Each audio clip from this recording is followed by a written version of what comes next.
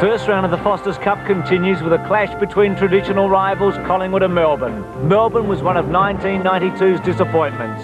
The D's have appointed a new coach, and Neil Baum faces a test that should be memorable as Collingwood continues to evoke the best from its opposition. Collingwood and Melbourne in the Foster's Cup. Hello and welcome to Princes Park for this, the fourth match of the first round of the 1993 Foster's Cup.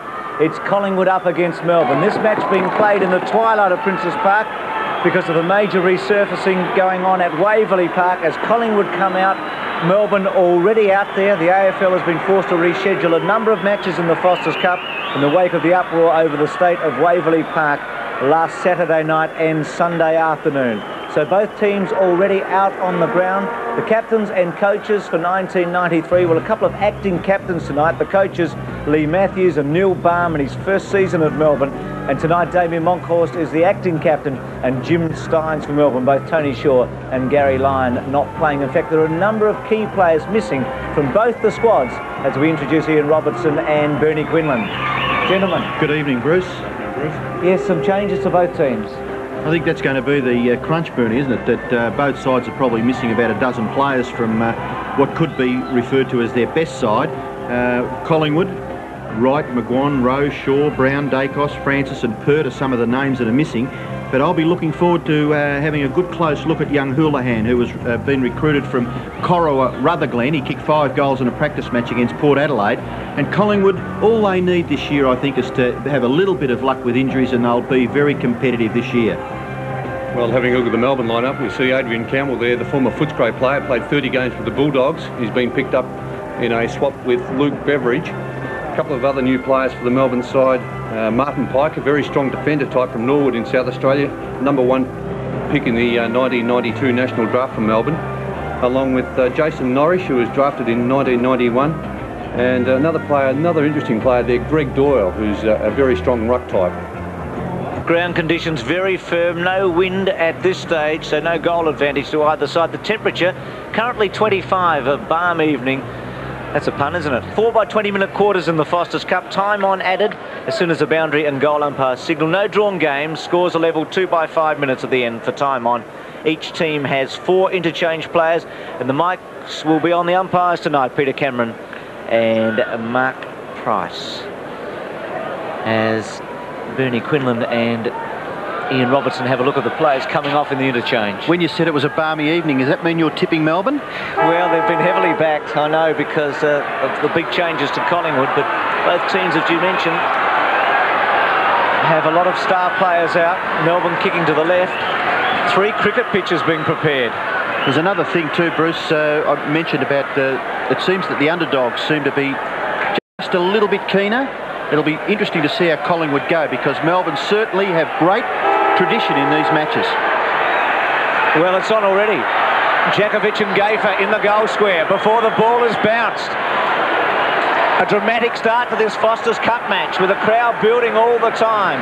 An historic occasion at Princes Park. Well, the free kick going to Melbourne, and this will be Tingay. Well, this is interesting, Bruce. The umpire goes out there and gives them 3 seconds to stop. If they don't, fortunately they have. If they don't stop within those 3 seconds, they're reported. Well, Jakovitch has answered in the way that he wanted by marking the ball within 20 metres of the goal square. And Gayfer down as well. So, was there a report? I wasn't watching. No, as long as the... let's just have a look at the replay of this. Jakovitch just getting up very quickly. The umpire went out there and warned them. They immediately stopped wrestling, but had they not stopped within 3 seconds, they both would have been reported. Well, he's an enigma, isn't he, Jakovitch? He's got great ability, outstanding skills. Can Neil Baum bring the best out on him? Drop punch straight through for a goal. And Baum should know him pretty well because he coached him in South Australia. And Gayfer, with obviously a slight wound in the first minute of this match. Yes, well, if he doesn't like close checking attention, he's going to get that all day from, or all evening from Michael Gayfer. He's a terrific close checking defender. Jakovitch has been in terrific form in the pre-season comp. Kicked 6 goals against Footscray. Well, the ball bounced back in the centre. Monkhorst gets the tap down and tries to crash his way through. Stretches in the middle of the action there. And Tingay into it again. Great to see Stephen Tingay back in this Melbourne side. And he had a lot of bad luck last year. And he has been... There is a report, Bruce, down that left-hand end of the ground. By the look of the emergency umpire, he did pull a pen and pencil out of his sock, and it's Jakovitch and Gayfer into it again. Here's a chance now for Melbourne to get through, clear through Matthew Phoebe. He couldn't break clear. Tingay's tackle a little too fierce, and the free kick will go to Collingwood to be taken by Scott Russell at centre-half back. His handball quickly to Krasiska. That kick a bit too short. Now a chance for Watson. Gets it back to Russell. Russell's kick off the left foot, a little bit too high. Was there a push there? No, the mark has been taken for Melbourne by their draft choice, Martin Pike, and doesn't he look a rough, tough customer across that half-back line for the Demons. The ball forced over the boundary line, so we'll have a throw-in at right half forward for Collingwood. Just getting back to that wrestling incident, Robbo, I think Jakovitch may have been the instigator of that wrestling incident, and if the umpire's sure as to who started it, he has to report him. And I think it could have been Jakovitch going into the book. Richardson's free kick at half-back for Collingwood. Melbourne leading by a goal. Really found his feet in AFL last year, Richardson. Was one of Collingwood's most consistent players. Hasn't played a lot of footy since he made his debut. As Collingwood go towards full forward, Houlihan's on a lead here. The boy who kicked 5 goals against Port Adelaide recovers well, sidesteps, gets run down, caught, given plenty of time. And Melbourne might get out of this through Matthew Phoebe. Still with Collingwood, Fraser. Clever, left foot round the body.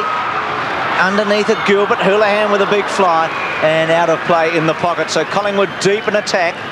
And there's Houlihan, the 17-year-old from Corowa, Rutherglen. Big raps on him, Bruce, lining up at full forward with Rocker playing in the forward pocket. Rocker tries to get the knockdown. Peter Rohde gets the ball across to Lovell. Lovell's kick goes back towards the centre of the ground. Tingay up high, good tap on, no one there for the Demons. Monkhorst balks the hand pass, then gets it to Fraser. Fraser is brilliantly tackled by Robbins, and Robbins is disgusted that there's no free kick given. Stretch tries to crash his way through, he's not unsuccessful. It's tapped clear. Chance now for Melbourne to get the ball further afield. Now it's Watson. Watson's sweeping hand pass for Collingwood. Goes to Williams. Williams, short kick into the pocket. A little bit too far there for Severio Rocker. And it's out of bounds on the full. And as we see the Melbourne interchange players, one of them Darren Cuthbertson and David Schwartz. And the short pass has been taken by Pickering. Pickering for Melbourne is between the back pocket and left half back. He kicks it near centre wing on the members' side. Monkhorst can't mark. Taken away by Kerrison. His kick in towards half forward. Down goes Grinter. Good tackle on the body by Krasiska. Russell's hand pass, effective. Morwood. Free kick has been picked out and the ball is going back, and it will be taken by Scott Russell about 49 metres from the Collingwood goal. The short pass is perfect and a good lead by the youngster. Houlihan has marked 30 metres out, pretty well straight in front. Well, a classic lead from the full forward there, Robbo. Houlihan, only a youngster. He's led the goal kicking up at Corowa, Rutherglen in the last 2 seasons. But he's got great goal kicking sense, so I'm told.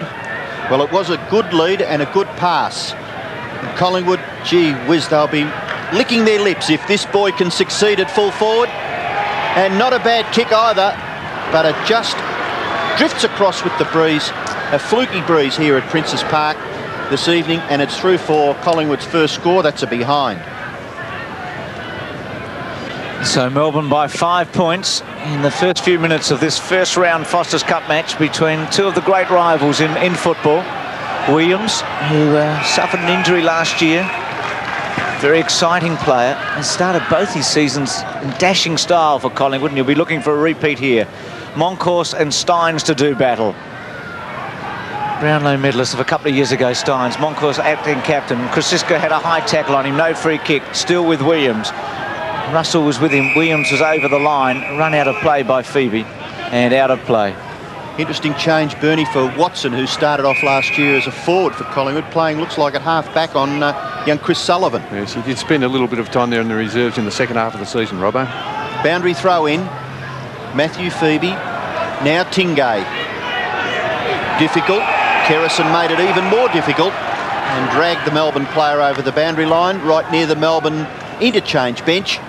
And we'll have a boundary throw in Well, Melbourne must think a lot of Stephen Tingay. He's got the number 2 Guernsey that was worn so magnificently by Robert Flower for such a long time. Great smother off the boot. Desperate stuff at half forward for Collingwood. Ball clear to Kerrison. Hand pass on. Here's a chance. The dasher, Fraser, goes for goal and misses to the right. That was a pity they didn't capitalise there, Collingwood, because, as you said, Robbo, terrific spoil there. Smother, I should say, by Scotty Russell, the Collingwood player. So the Demons to bring it back in. This is Phil Gilbert, 22 years of age, from Claremont. Stynes was the target. Moncourse will be with him over the back.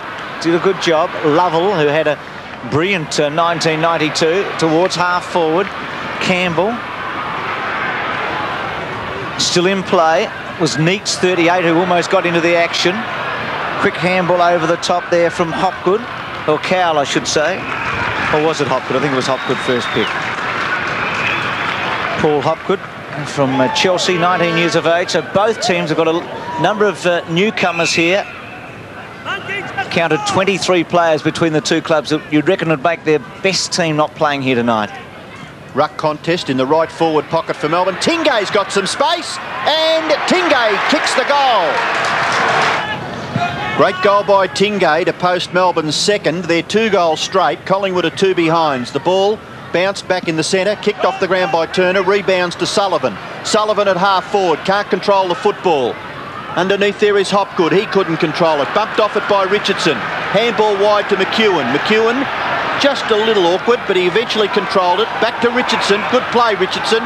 Kick in short. This is to the disadvantage of Collingwood because it's picked off by Lovell.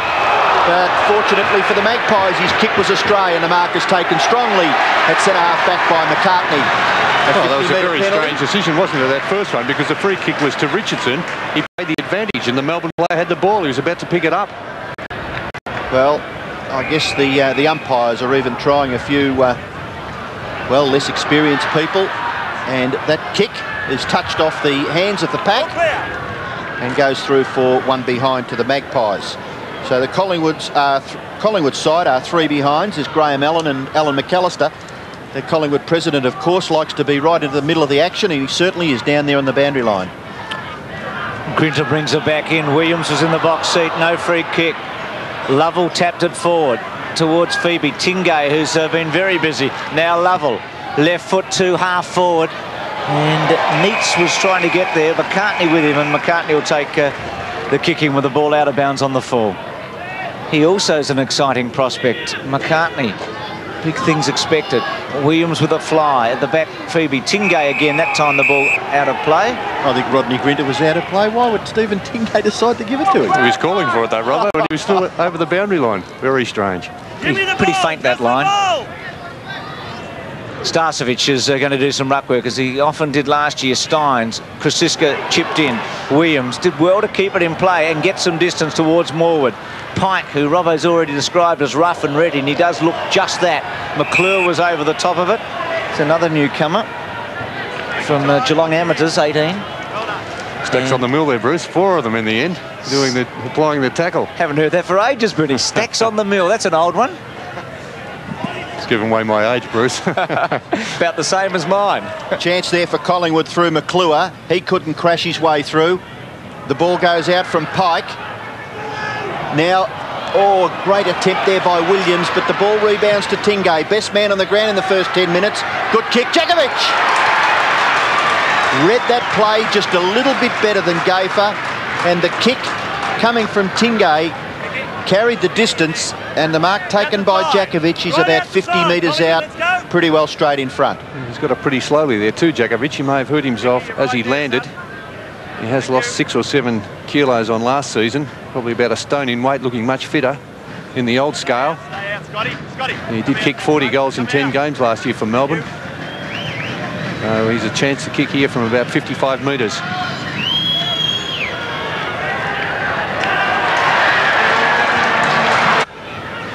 Melbourne with a handy lead. Jakovitch with 2 goals. Richardson goes forward for Collingwood. Houlihan round the body. Great kick. Is it through? Bouncing it is. The kids kicked these first in the Foster's Cup. Kicked 5 at Football Park against Port Adelaide in a scratch match. but gets his first goal here, and Collingwood reply at 1-3 to 3 goals.